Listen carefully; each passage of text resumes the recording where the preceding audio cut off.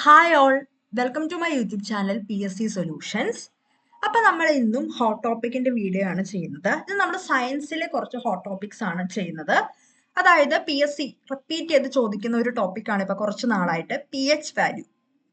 എന്താണ് PH മൂല്യം? അപ്പോൾ പല എക്സാംസിനും കണ്ടു ഇപ്പോൾ PH മൂല്യം ചോദിക്കുന്നത്. അതുകൊണ്ട് PH മൂല്യം കുറച്ച് PH വാല്യൂസ് ആണ് നമ്മൾ ഇന്ന് പഠിക്കാൻ പോകുന്നത്. ഒന്നാമത്തെയാണ് കടൽ ജലം. കടൽ ജലത്തിന്റെ എത്രയാണ്? 8 ആണ്. 8. രക്തം 7.4. ഇത് ഓൾറെഡി എക്സാമിന് ചോദിച്ചു കഴിഞ്ഞു കേട്ടോ. ബ്ലഡ് 7.4. ശുദ്ധജലം 7. ഉമ്മിനീര് 6.5 തൊട്ട് 7.2 വരെ. ഇതും എക്സാമിന് ചോദിച്ചു കഴിഞ്ഞു.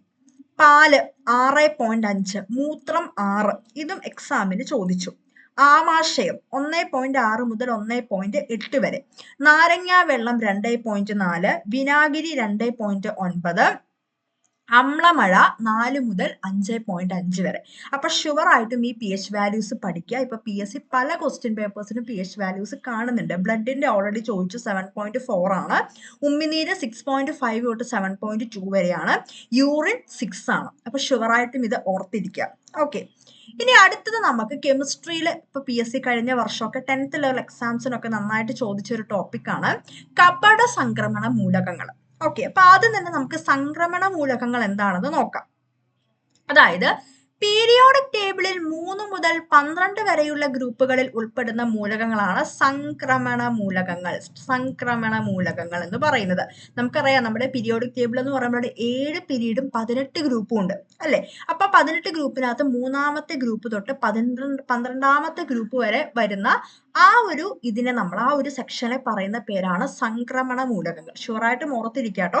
ഇവർക്ക് കുറച്ച് പ്രത്യേകതകളുണ്ട്. ഈ സംക്രമണ മൂലകങ്ങൾ എന്ന് പറഞ്ഞ ലോഹങ്ങളാണ്. അവർ മെറ്റൽസ് ആണ്. ഇവ നിറമുള്ള സംയുക്തങ്ങൾ ഉണ്ടാക്കുന്നു. കളേർഡ് കോമ്പൗണ്ട്സ് ഇവരെ ഉണ്ടാക്കുന്നു.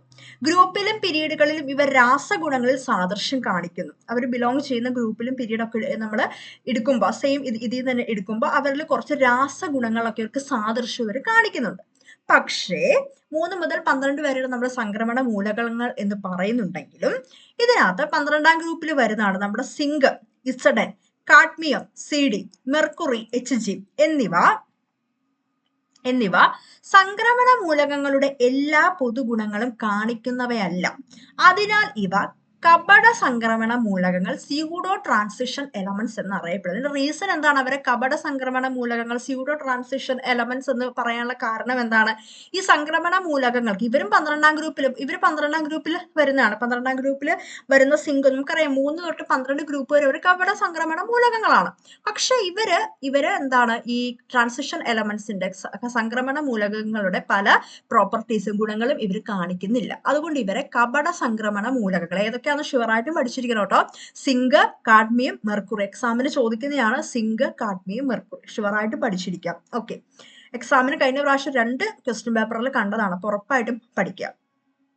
ഇനി അടുത്തതാണ് പിന്നെയും നമ്മൾ കഴിഞ്ഞ മുമ്പത്തെ വർഷമൊക്കെ ആയിട്ട് റിപ്പീറ്റ് ചെയ്ത് കണ്ട ഒരു ടോപ്പിക്കാണ് ഗ്രീൻ ഹൗസ് ഗ്യാസസ്. നമുക്കറിയാം ഇപ്പൊ ഗ്രീൻ ഹൗസ് ഗ്യാസസ് എന്നൊക്കെ പറഞ്ഞ ഒരുപാട് ഇമ്പോർട്ടൻസ് ഉണ്ട് അല്ലെ. കാർബൺ ഡൈ ഓക്സൈഡിന്റെ എമിഷനൊക്കെ ബന്ധപ്പെട്ട് നമ്മൾ ഒരുപാട് ന്യൂസ് ഒക്കെ കേൾക്കുന്നതാണ്. അപ്പൊ ഷുവറായിട്ടും പഠിച്ചു വെക്കുക. അപ്പൊ ഏതൊക്കെയാണ് ഇപ്പൊ ഒരു 2 വർഷം മുമ്പ്, അതായത് 22-ലൊക്കെ PSC ഈ ഗ്രീൻ ഹൗസ് ഗ്യാസസ് ഏതൊക്കെയാണെന്ന് 22-ലും 23-ലൊക്കെ ഏതൊക്കെയാണെന്ന് എക്സാമിന് ഉണ്ടായിരുന്നു. അത് ഏതൊക്കെയാണ്? വലിയ അളവിൽ ഉള്ളതാണ്. ഒന്ന് കാർബൺ ഡൈ ഓക്സൈഡ് നമുക്കറിയാവുന്നതാണ്. പിന്നെ മീഥെയ്ൻ, പിന്നെ ക്ലോറോ ഫ്ലൂറോ കാർബൺ CFC, പിന്നെ നൈട്രസ് ഓക്സൈഡ് ഇമ്പോർട്ടന്റ് ആട്ടോ. പിന്നെ വാട്ടർ വേപ്പറും ഓസോണൊക്കെ അതൊക്കെ ചെറിയ അളവിലാണ്. കൂടുതൽ ക്വാണ്ടിറ്റിയിൽ നിൽക്കുന്നതാണ്, ഏറ്റവും മുമ്പിൽ നിൽക്കുന്ന ആളാണ് കാർബൺ ഡൈ ഓക്സൈഡ്. അത് കഴിഞ്ഞിട്ട് methane, chlorofluorocarbon, nitrous oxide. ഷുവറായിട്ടും ഓർത്തിരിക്കാട്ടോ, പല എക്സാമിനും ചോദിച്ചിട്ടുണ്ട്. പിന്നെ വാട്ടർ വേപ്പറും ഓസോണും ചെറിയ അളവിലുള്ളത്. അപ്പൊ ഗ്രീൻ ഹൗസ് ഗ്യാസസ് ഏതൊക്കെയാണെന്ന് വെച്ചാൽ മെയിൻ ആയിട്ടും carbon dioxide, methane, chlorofluorocarbon, nitrous oxide. പിന്നെ വാട്ടർ വേപ്പറും ഓസോണും കൂടെ ഉണ്ട്. ഇനി അടുത്തതാണ് നമ്മുടെ അന്തരീക്ഷ വാതകങ്ങൾ. നമുക്കറിയാം നമ്മുടെ അന്തരീക്ഷത്തിൽ, നമ്മുടെ അറ്റ്മോസ്ഫിയറിൽ ഒരുപാട് വാതകങ്ങളുണ്ട്. പല പരീക്ഷയ്ക്കും PSC ചോദിക്കുന്നതാണ്. അതിന് ഏറ്റവും കൂടുതൽ അളവിൽ ആരാണ് ഏറ്റവും കൂടുതൽ അളവിലുള്ളത്? നൈട്രജൻ ആണ്. അത് എത്ര ശതമാനമാണെന്ന് PSC ചോദിക്കാറുണ്ട്. എത്രയാണ്? 78.08 ആണ്. എത്രയാണ്? 78.08. നമ്മളത് അപ്രോക്സിമേറ്റ് ചെയ്ത് പറയുമ്പോൾ 78 എന്ന് പറയാൻ സാധിക്കും.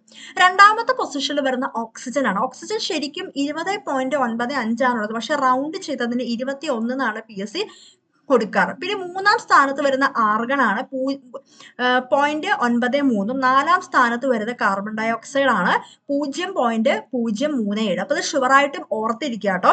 ആദ്യം വരും നമ്മുടെ അന്തരീക്ഷ വാതകങ്ങൾ നമ്മൾ എടുക്കുമ്പോൾ അതിൽ ഏറ്റവും കൂടുതൽ ഉള്ളത് നൈട്രജൻ ആണ് 78%, ഓക്സിജൻ 21%, അത് കഴിഞ്ഞ് ആർഗൺ 0.93, കാർബൺ ഡൈ ഓക്സൈഡ് എത്രയാണ് 0.037 ആണ്. അപ്പൊ ഷുവറായിട്ട് ഓർത്തിരി, ഇതൊക്കെ PSC ചോദിക്കുന്ന കേട്ടോ, അത് പല എക്സാമിനും ചോദിക്കുന്നതാണ്.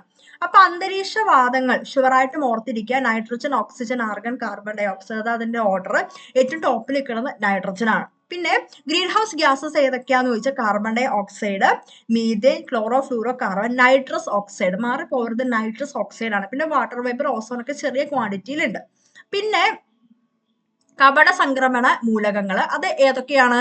Zinc, mercury, cadmium. Zinc, mercury, cadmium ഷുവറായിട്ട് ഓർത്തിരിക്കുക. സിമ്പലും ഷുവറായിട്ടും ഓർത്തിരിക്കുക. 3 മുതൽ 12 വരെ ഗ്രൂപ്പിൽ വരുന്ന എലമെന്റ്സിനെ ജനറൽ ആയിട്ട് സംക്രമണ മൂലകങ്ങൾ എന്നാണ് പറയുന്നത്.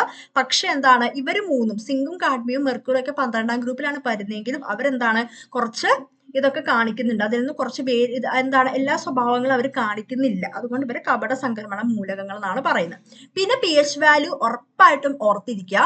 രക്തത്തിന്റെയും അതുപോലെ ഉമ്മിനീര്, മൂത്രം, ഇതൊക്കെ ഓൾറെഡി PSC ചോദിച്ചു കഴിഞ്ഞു. കടൽ ജലം, അതുപോലെ തന്നെ ശുദ്ധജലം, പിന്നെ എന്താണ് പാല്, ആമാശയം, അതുപോലെ തന്നെ വിനാഗിരി, നാരങ്ങാവെള്ളം, അതുപോലെ അമ്ലമഴ, ഇതിന്റെ ഒക്കെ pH വാല്യൂസ് ഷുവറായിട്ടും ഓർത്തിരിക്കും. അപ്പൊ PSC pH വാല്യൂസ് ഇപ്പൊ ചോദിക്കുന്നതാണ് കേട്ടോ.